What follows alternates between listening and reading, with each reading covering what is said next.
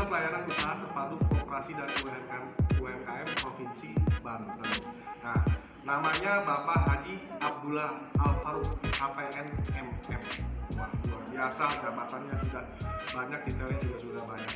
Nah, ini beliau Pak Haji Abdullah Al-Faruq, ya, perkenalkan. Nah, saya mau nanya dengan Pak Ketua. Biasanya saya manggilnya Pak Ketua nih. Karena beliau aktivis juga ya di Provinsi Banten gitu.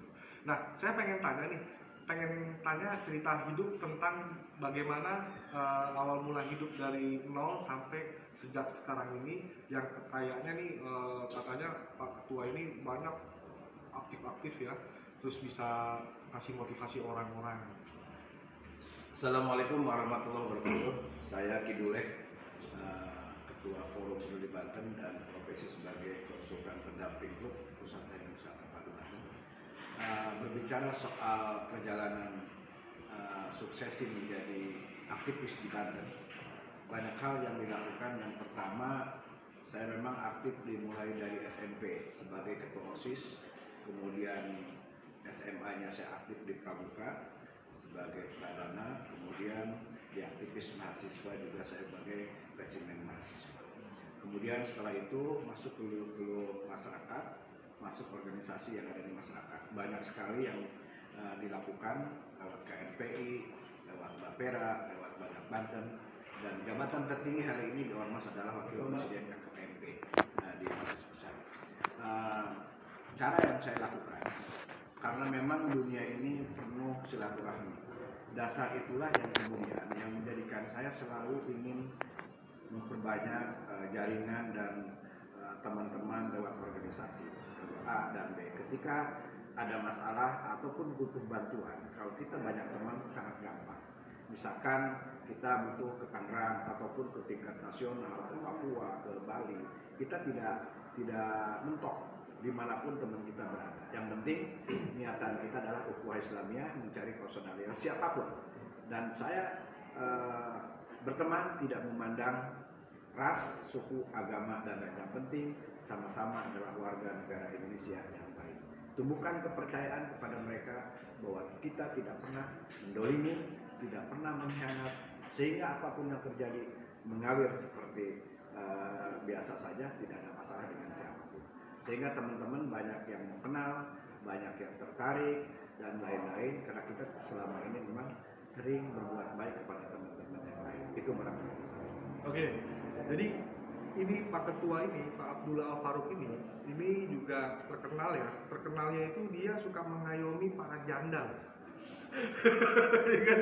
Jadi mengayomi para janda itu, ya.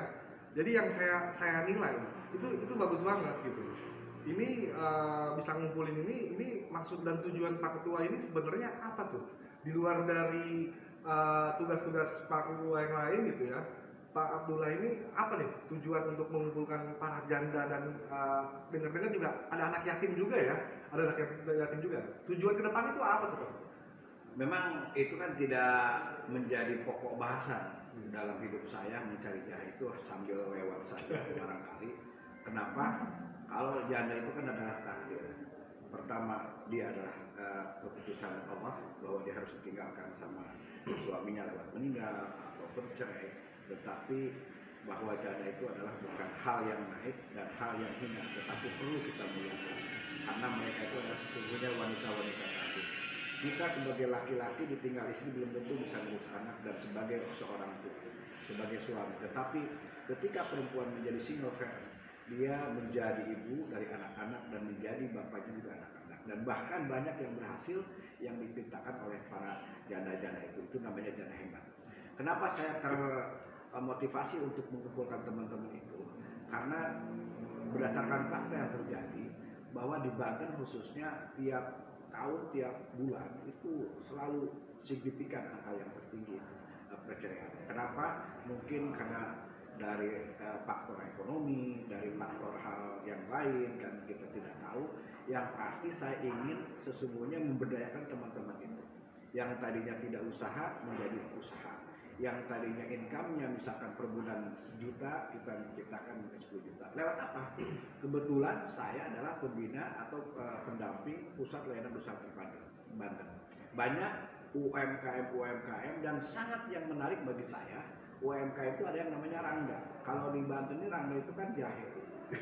Padahal Rangda sesungguhnya adalah Rangindang Dangder. UKM Rangindang Dangder yang diciptakan oleh beberapa UMKM yang ada di Menes namanya UKM Rangda. Saya tertarik.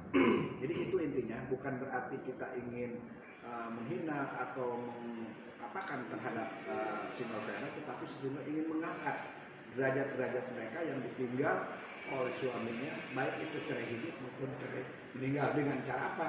Dengan cara pendidikan khusus kaum perempuan terhadap dunia usaha, wirausaha, apa yang sesungguhnya yang mereka miliki.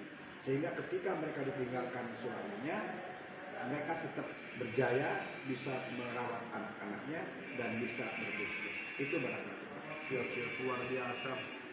Hatinya sungguh mulia nih, Abdullah Al-Faruq ini ingin mengangkat derajat seorang janda, atau dikatakan bisa dibilang jahe kalau bahasanya keren.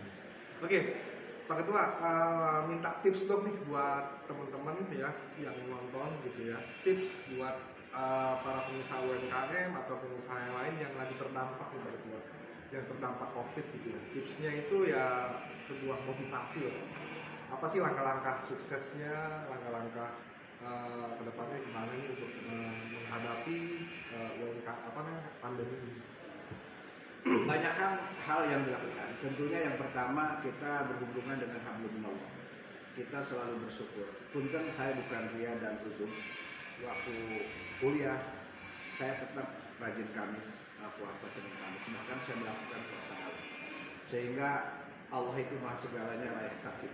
Karena yang bolak-balikan segala sesuatunya, yang memberikan rezeki, jodoh dan lainnya adalah Allah. Manusia hanya berencana dan berusaha. Adapun soal tips hanya teori, metode tentang bagaimana kita menjalani satu kehidupan. Tapi ini satu hal yang paling penting bagi teman-teman anak muda. Yang pertama adalah kita tetap rasa bersyukur kepada Allah. Jangan tinggalkan sholat 5 waktu. Pokoknya yang hubungan ibadah jangan tinggalkan. Yang kedua komitmen. Komitmen dalam rangka mau apa sih yang dicapai dalam 2 tahun 3 tahun yang ke depan. Yang ketiga adalah kita tetap silaturahmi, perbanyak bergaulan, karena rezeki itu bukan datang dari kaki, dari tangan, tetapi dari orang lain, dan kita harus baik terhadap orang lain. Kemudian yang keempat adalah konsisten. Apa yang diomongin, apa yang dilakukan harus konsisten dengan apa yang diucapkan, sehingga orang lain menjadi salah satu idola atau menjadi salah satu ikon atau menjadi satu figur percontohan yang lain, di mana ketika mengatakan si A ternyata si A ini benar adanya, itu fakta. Jangan sampai bicara A ternyata dia orangnya nggak baik, itu juga. Yang kelima adalah tidak pernah menyerah dengan keadaan apapun, apa itu pandemi, apa itu kondisi apapun. Kita yakin bahwa semua ini adalah ada hikmahnya buat kita untuk melakukan sesuatu yang terbaik. Karena Allah tidak akan menciptakan manusia kalau dalam diri manusianya tidak akan memberikan rezeki. Itu sudah hukum alam dan hak prerogatifnya Maha Kuasa, tentunya sudah pasti dikasih rezeki. Tetapi namun kebanyakan manusia tidak pernah bersyukur dan lupa bersyukur. Sehingga pada saat tertentu di angkanya naik level 7 menjadi level 1, kenapa? Akhirnya kurang bersyukur. Banyak melakukan hal-hal yang tidak baik, yang tidak bermanfaat. Banyak contoh yang dilakukan oleh pejabat maupun teman-teman kita yang sudah berhasil, tapi tiba-tiba dia ajar ke belakang. Kenapa? Karena tidak pernah bersyukur akan nikmat yang telah diberikan. Dan yang terakhir, saya adalah salah satu peduli aktivis anak yatim. Saya kalau berbicara anak yatim langsung menangis dimanapun sambutannya. Kenapa? Karena anak yatim adalah amanah yang harus kita kelola, yang harus kita rawat, yang harus kita muliakan. Jadi siapapun teman-teman nanti yang akan sukses dan yang belum sukses, yang sudah sukses, jangan lupakan anak yatim. Karena itu adalah wasiat dan itu adalah kewajiban kita yang mampu untuk merawat anak-anak yatim. Itu barangkali. Siap. Oke, terima kasih banyak Pak Ketua, Pak Abdullah Al-Faruq ya. Semoga tips dan masukan buat kawan-kawan yang menonton bisa bermanfaat buat teman-teman semua. Oke, Pak Ketua ada Instagram biar dicantumkan nanti di videonya. Ada apa namanya Pak Ketua? Duleh Banten. Duleh Banten. Nanti Facebook, kalau teman-teman Facebook juga ada. Facebook Duleh Gantarawan Banten. Facebook Duleh Gantara Banten. Gantarawan Banten. Gantarawan Banten. Oke teman-teman, itu aja barangkali ya tema hari ini. Ya, jangan lupa subscribe channel saya, like, sama komen. Itu aja barangkali. Oke, terima kasih banyak Pak Ketua ya. Ya, wassalamualaikum warahmatullahi wabarakatuh.